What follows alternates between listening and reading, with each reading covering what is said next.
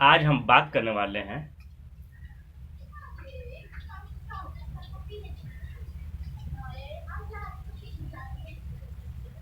Spinal cord के बारे में। आज हम लोग किस पर चर्चा करेंगे? Spinal cord. स्पाइनल कोड को ही क्या कहा जाता है? सुषुम्ना। ठीक है, क्या कहा जाता है? सुषुम्ना। स्पाइनल कोड को क्या कहा जाता है? सुषुम्ना कहा जाता है। हम लोग जो है गर्दन को गर्दन पे ध्यान देंगे और कमर पे ध्यान देंगे। तो पीछे में देखिएगा कि हड्डी यहाँ पे देखिएगा, आपको दिखेगा ये वाला जो है ना, ये वाला हड्डी ऐसा तो दिखेगी, ये है नहीं। ठीक है, तो इस तरह रहता है नहीं, लेकिन हम बना दिए हैं। ठीक है, तो ये गया है हम लोग का, ये कमर से लेकर कहाँ, यहाँ कमर से लेकर नेक यानी गर्दन। ठीक है, गर्दन यानी कमर से लेकर गर्दन तक जो हड्डी जो गई है उसको कहते हैं स्पाइनल कोड। ठीक है, तो ये वाला क्या हो गया? स्पाइनल कोड हो गया। इसी के बारे में हमको जानना है, समझना है, देखना है। ठीक है, और ऐसा जानना है कि यूजी नेट का जब एग्जाम में जब हम बैठे और इससे संबंधित क्वेश्चन आए तो आप मार सके। तो कुछ लड़के बोलेंगे सर ये सुषुम्ना के बारे में तो दिया नहीं है सर सिलेबस में, तो आप बता रहे हैं कैसे? तो हम इसलिए बता रहे हैं, जब आप देखेंगे यूनिट 4, ठीक है, यूनिट 4 ही है ना, हाँ यूनिट 4 ही होगा। ठीक है, यूनिट 4 होगा।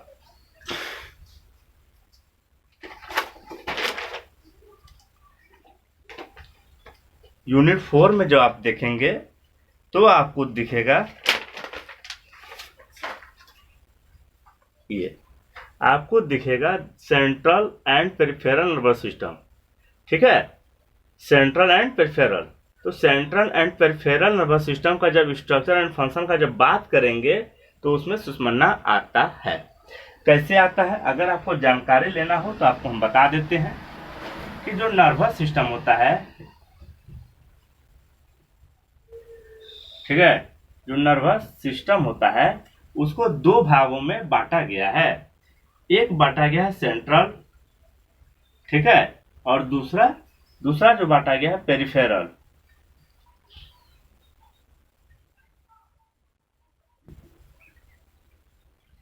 एक सेंट्रल नर्वस सिस्टम और दूसरा peripheral nervous system. Central nervous system में हम लोग पढ़ेंगे ब्रेन, ठीक है, और दूसरा क्या पढ़ेंगे? वो स्पाइनल कोड।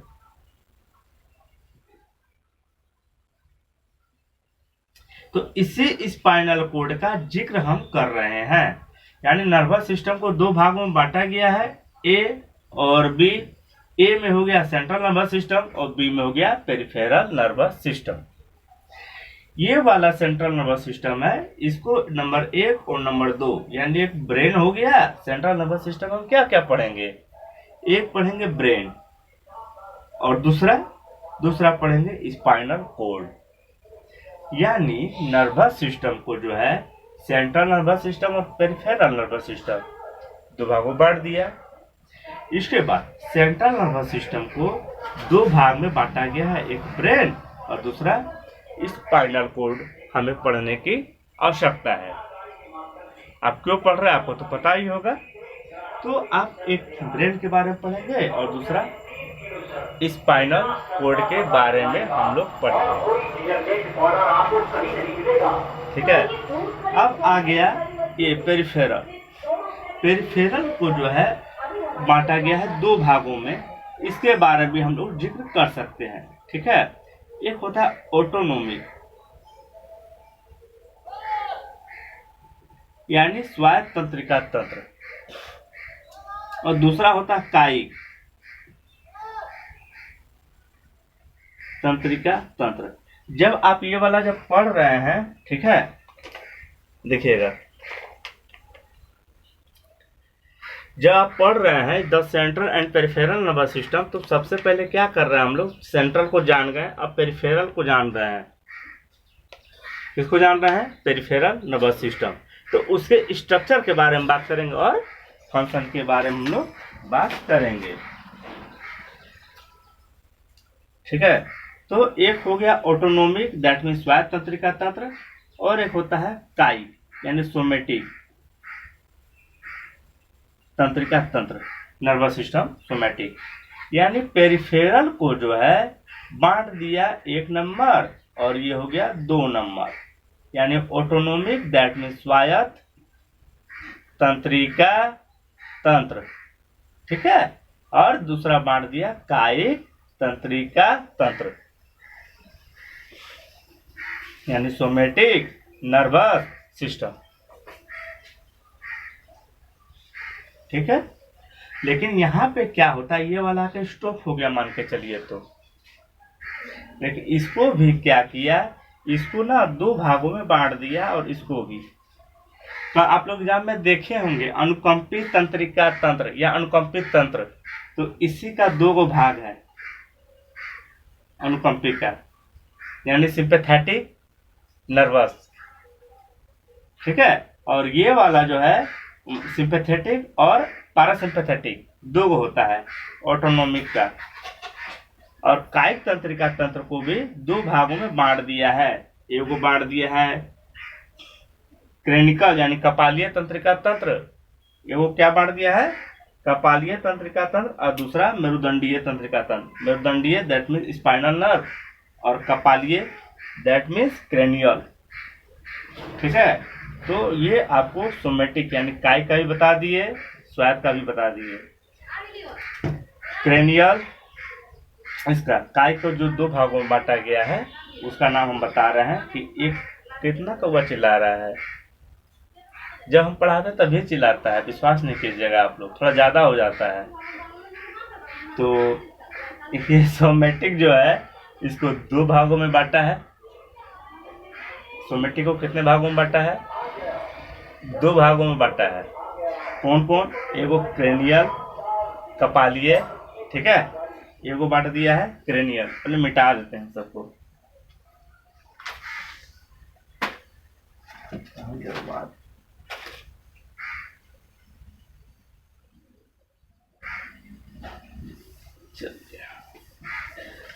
तो हम लोग चर्चा कर रहे थे सुषुम्ना के बारे में। तो सुषुम्ना समझ में आ गया आपको कि वो जो है सेंट्रल का है। ठीक है, इसकी संख्या हम कितना बता दिए आपको? नहीं, अभी संख्या नहीं बताया है। तो ये वाला जो है कमर से लेकर, जो हमारा कमर होता है यहाँ, ठीक है, कमर से लेकर गर्दन तक ये जो फैला हुआ है इसको कहते हैं सुषुम्ना, स्पाइनल कॉर्ड। जो ये वाली जो संख्या है ना, इसकी संख्या होती है 31। क्या होती है? 31 इसकी संख्या होती है। अब देखिए इसमें ना चढ़ा हुआ है, जैसे हम कोई क्या करते हैं, कोई वस्तु रहता है, वस्तु क्या एक चेयर बना देते हैं या मेज कुछ भी बना देते हैं, ये बना हुआ है। इसमें क्या किए, मम्मी के कहने पर या किसी के भी कहने पर हम क्या किए, इसमें कपड़ा डाल दिए। देखिए लग रहा है ना आपको कि यहाँ कपड़ा डाला हुआ है? देखिए आपको फील होगा यहाँ कपड़ा डाला हुआ है, ये वाला इसमें। तो ये वाला ना कवर हो गया। तो उसी तरह ना यहाँ पे भी जो है कवर चढ़ा हुआ है। क्या चढ़ा हुआ है? कवर। इस कवर को क्या कहते हैं? मेनिंग्स। इस कवर को क्या कहा जाता है? मेनिंग्स। ठीक है, तो इसकी जो संख्या होती है वो होती है 31, और जो कवर चढ़ा रहता है उस कवर को कहते हैं मेनिंग्स। यानी हड्डियां में यानी स्पाइनल कॉर्ड में मेनिंग्स का कवर चढ़ा रहता है। ठीक है, ये कवर चढ़ा रहता है। अब समझिएगा इसको, ये वाला तो समझ में आ गया आप लोग को। अब इसका ना एक टुकड़ा हम लोग क्या करते हैं, किसका? इसका एक टुकड़ा यहां ले लिए हम, लीजिए।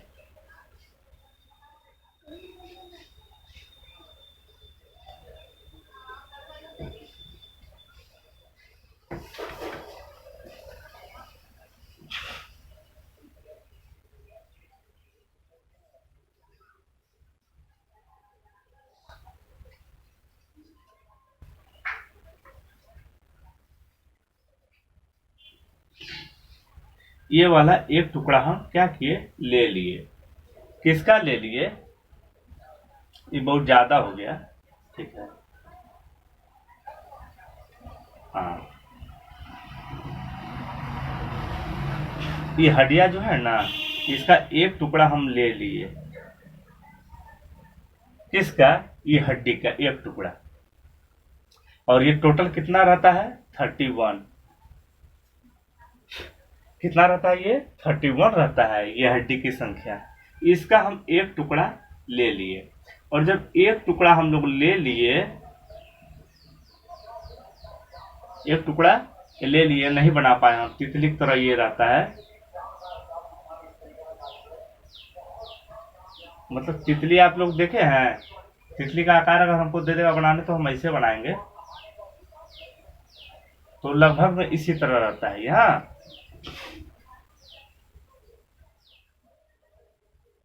ठीक है, लगभग ये तितली के आकार का रहता है। कैसा आकार का रहता है, इसको हम कलर भी चाहे तो कर सकते हैं।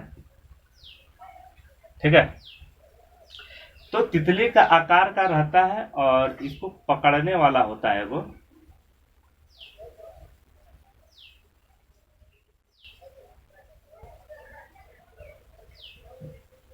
तो ये वाला समझ में आ गया ना आपको।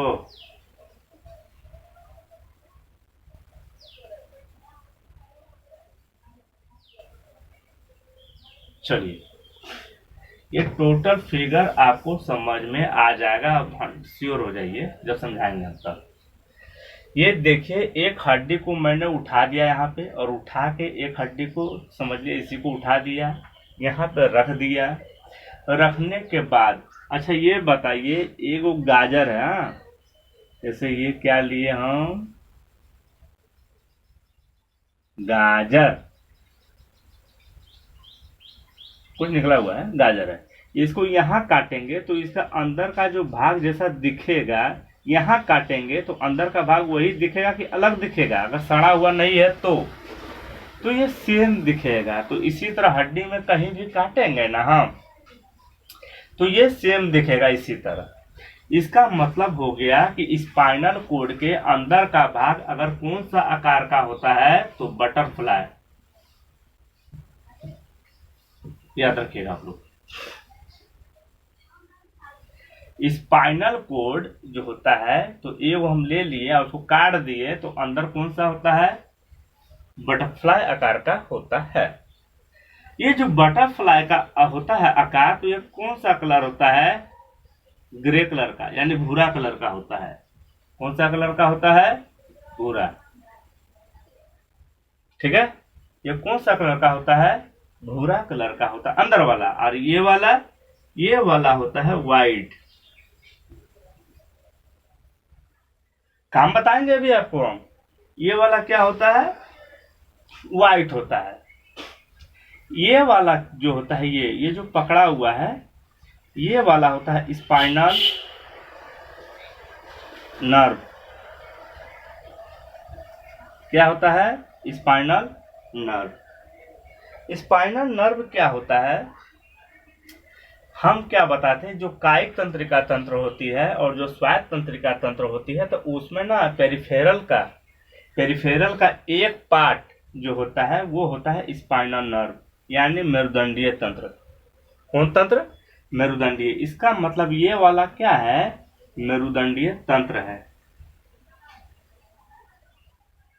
आप लोग ये नहीं पूछेगा सर यहाँ फूला हुआ क्यों है, बताएंगे इसका रीजन है, वो फूला हुआ होने का रीजन भी बताएंगे आपको। तो ये हो गया स्पाइनल नर्व, तो इसको हम लोग बोलते हैं स्पाइनल नर्व। ये पेरिफेरल का अंग है, नॉट सेंट्रल नर्वस सिस्टम का। तो ये वाला जो है, इसीलिए हम ना उस समय बता रहे थे सेंट्रल नर्वस सिस्टम और पेरिफेरल नर्वस सिस्टम के बारे में। तो ये वाला क्या हो गया, आपका स्पाइनल नर्व हो गया। स्पाइनल नर्व जब हो गया ये वाला, तो सवाल होता है, जो तंत्रिका आवेग होता है, मैंने पहले वाला वीडियो में बताया था कि तंत्रिका आवेग का काम होता है कि सूचना ले जाना लाना, ये काम होता है। तो इसमें जो क्या होता है, इसी के माध्यम से ना इधर से ही प्रवेश करती है। तो कुछ सवाल हो जाएगा, क्या प्रूफ है कि इधर से ही प्रवेश करती है? तो क्योंकि इसको हम लोग कहते हैं डोर्सेल।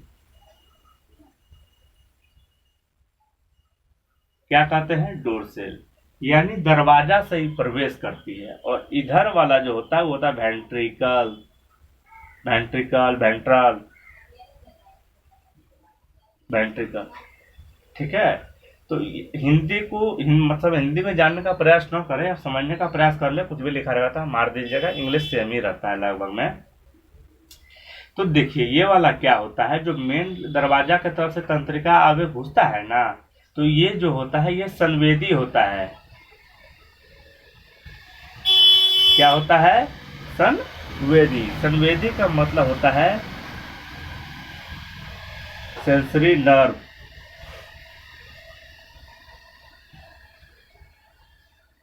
सेंसरी नर्व, इसको हम लोग कहते हैं सेंसरी नर्व इम्पल्स। क्या हो गया ये? सेंसरी नर्व इम्पल्स, यानी संवेदना इधर से घुसती है। किसमें? स्पाइनल कॉर्ड में। किसमें? सुषुम्ना में। तो इधर से सूचना घुसती है, तो हम लोग जानेंगे कि जिधर फूला हुआ रहता है, जिधर फूला हुआ रहता है वो होता है डोर्सेल, और जिधर फूला हुआ नहीं रहता है उधर होता है वेंट्रिकल। तो सवाल होता है कि सर इधर से संवेदनी घुस गया और इधर से मोटर, क्या हो गया? मोटर। तो इधर से जो होता है ना, ये मोटर जो होता है यानी गति वाला जो आवेग होता है इधर से निकलता है, मतलब इधर से निकल जाता है। इधर से घुसा और इधर से निकला सुषुम्ना से। और जितने भी हमारे शरीर में एक्टिविटी वगैरह जो भी होता है, जो भी संवेदी सूचना होता है हम लोग का शरीर में, ये सब सुषुम्ना होके ही हमारे ब्रेन में जाता है। और जाने ले जाने का काम क्या करता है? ये व्हाइट वाला यहाँ जो हम लिख दिए थे, जाने ले जाने का काम क्या करता है? ये व्हाइट वाला।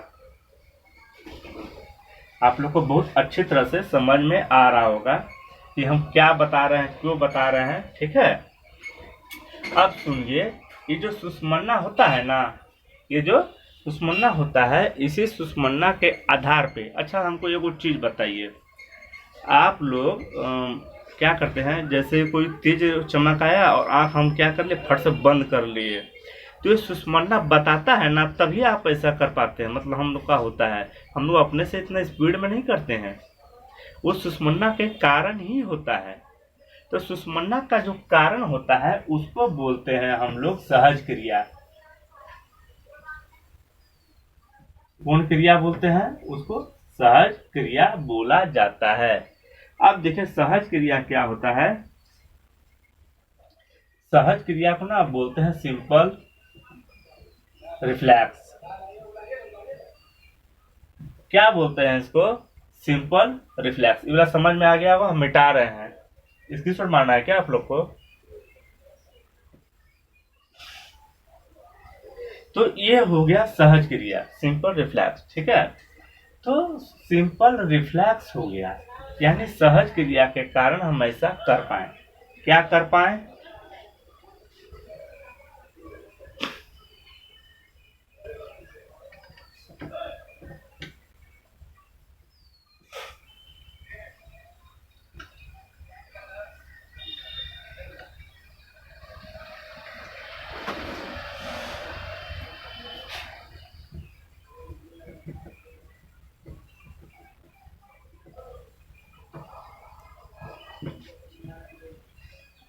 सिंपल रिफ्लेक्स एक्शन, यानी इसको बोलेंगे सहज, साधारण, साधारण, सहज या प्रतिवर्त, इसी को बोला जाता है क्रिया। हमने इसको इसलिए लिखा है कि थोड़ा सा डिफरेंस आप लोग समझ गए, समझ जाइएगा जो हम बताने वाले हैं। तो सिंपल रिफ्लेक्स एक्शन क्या होता है? सिंपल रिफ्लेक्स एक्शन में ये होता है कि जो आप हैं, जैसे सपोज दैट वैसी क्रिया जिसमें ज़्यादा कॉम्प्लेक्स ना हो, जिसमें ज़्यादा कॉम्प्लेक्स ना हो।